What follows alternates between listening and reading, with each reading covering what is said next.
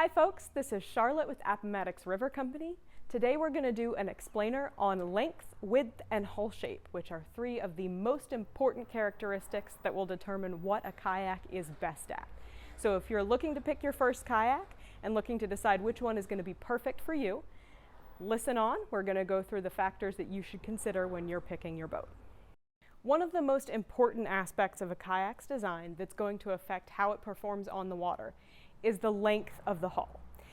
The most common length for recreational kayaks is between about 10 and 12 feet, so you're going to find most of your options are somewhere in that range. A shorter kayak, like this 10.5-foot boat, is going to want to be more maneuverable in the water, so it's going to be easier to turn from side to side.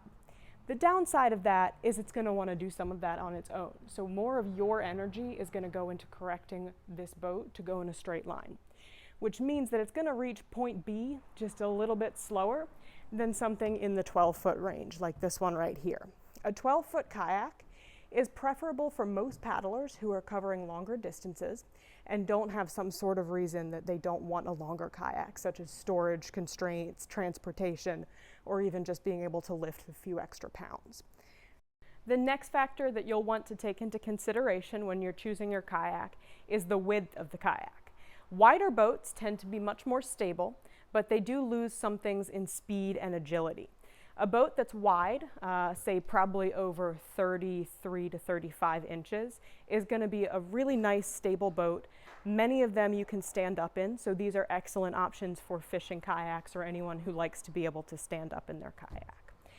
These ones are going to be harder to move through the water. You're going to spend more energy moving this boat from point A to point B. On the other hand, you do have recreational style kayaks that stay in a pretty reasonable width range, usually in the low 30s, that are going to hit a really nice balance between stability and speed. So something like this guy is going to be a really nice, well-rounded recreational option for most users. The narrower you go, the faster your boat will be. So if you're looking at covering long distances, you're going to want to look at a fairly narrow kayak. So the next factor that you're going to want to consider when you're choosing a kayak is how the bottom of the boat is shaped. Hull shape plays a huge role in how a boat moves through the water. The most common recreational kayak design is a flat hull. So you'll see a lot of recreational boats out there with a fairly flat hull shape. This does a couple things for a boat. It hits a really good balance between speed and stability. So these boats are not particularly fast and they're not particularly stable, but they hit a really good spot where most recreational paddlers feel right at home. If you want something with more stability, say you want to stand up in your kayak or you want to fish out of it, you'll want to look for something with a W-shaped or pontoonized hull design.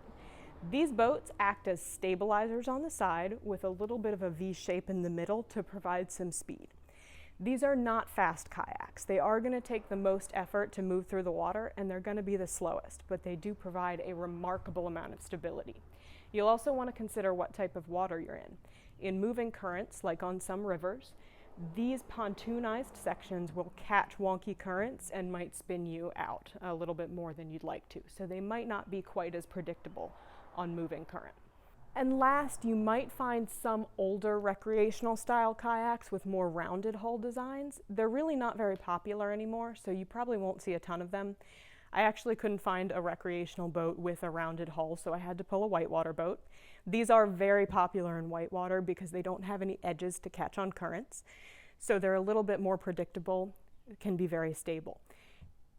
In flat water, they're not going to feel very reassuring and they're not going to be super fast or super easy to feel at home on the water. So mostly what they're used for is folks who need a maneuverable boat that doesn't catch currents in whitewater.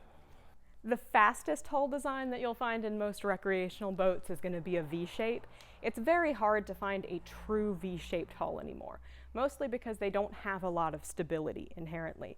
They give you a lot of speed, but most recreational kayaks will add an additional chine or will even out to a little bit more of a flat hull on the edges.